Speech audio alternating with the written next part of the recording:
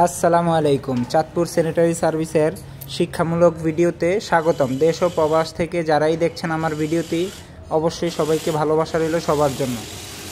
এই তো আমরা একটা বাথরুম 4 তলা ভবনের ফিনিশিং কাজ করতেছি। এখান থেকে এই তো আমরা পয়েন্টটা ক্লিয়ার করে নিচ্ছি।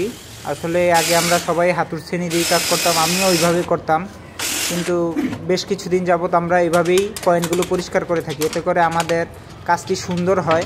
একটু সময় এবং টুলস অতিরিক্ত ব্যয় হয়, ঠিক আছে, তবে কাজটি একটু সুন্দর।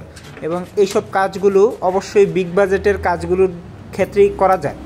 হ্যাঁ, অনেকগুলো টুলস ব্যবহার করা, অনেক কিছু যন্ত্রপাতি নিয়ে কাজে যাওয়া, হ্যাঁ, বা একটু কাজ যত্ন সহকারে অনেক সময় দিয়ে কাজগুলো ব্যয় করা, এগুলো আসলে একটু আপনার যারা একটু অতিরিক্ত বাজেট আছে বা যাদের কাজগুলো একটু বেশি ভালো চায় তাদের জন্য আর কি এইসব কাজগুলো।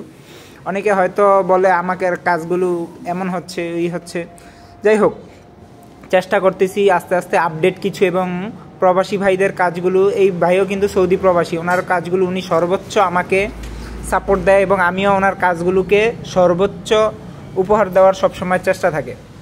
এই তো কাজগুলো আমরা ক্লিয়ার করে নেওয়ার পরে ফ্ল্যাগটা খুলে নিয়েছি। খুলে নেওয়ার পরে এখানে সিলিকন গাম দিয়ে নিচ্ছি, যাতে পরিষ্কার করে মার্কিন কাপড় দিয়ে সুন্দর করে পরিষ্কার করে তারপরে সিলিকন গামটা লাগিয়ে দিচ্ছি, যাতে ভবিষ্যতে যদি কখনো কলের পয়েন্টের গোড়া দিয়ে কখনো লিক করে, ওই লিকটা যাতে ভিতরে টাইলসের ভিতরের দিকে না যায়, বাহিরের দিকে আসবে।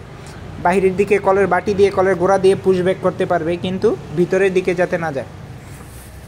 এটা হলো একটা চায়না সিঙ্ক ছিল, হলো আপনার এই কেউ বলে চায়না সিঙ্ক, কেউ বলে ডিপ সিঙ্ক। যাই হোক, এটার সিঙ্কটা হলো 20-16, কিন্তু এটা ডিপটা কিন্তু অনেক বেশি, প্রায় 9 ইঞ্চি।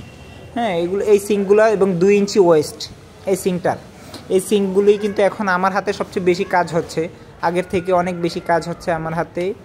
যাই হোক, আধুনিক এবং সিঙ্কের পানি যাওয়ার ওয়েস্টটা কিন্তু অনেক বড়, 2 ইঞ্চি, আগের রেগুলারগুলো থেকে অনেক বেশি বড়।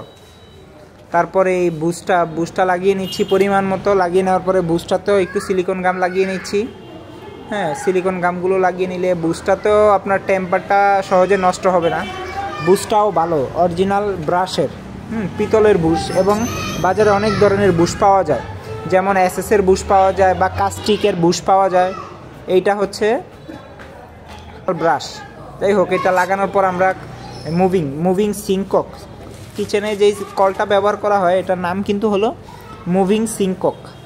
এই সিঙ্ককটা খুলে নিচ্ছি এবং সিঙ্ককের বাটিটা পরিষ্কার করে নিলাম। এটার মধ্যে এসএসের একটা কভার থাকে, এই কভারটা পরিষ্কার করে নিয়ে তারপর আমরা এখন লাগিয়ে দিব।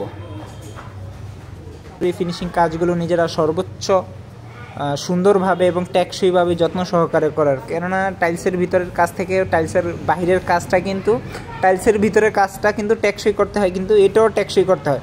টাইলসের ভিতরের কাজটা দেখা যায় না, কিন্তু এটা আউটলুকিংটা দেখা যায়, সবাই দেখতে পারে। এবং কলগুলো তারপর আমরা লাগিয়ে নিচ্ছি।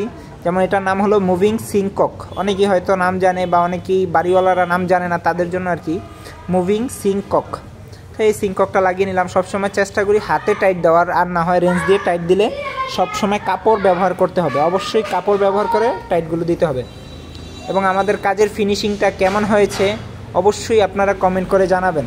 ধন্যবাদ, আল্লাহ হাফেজ।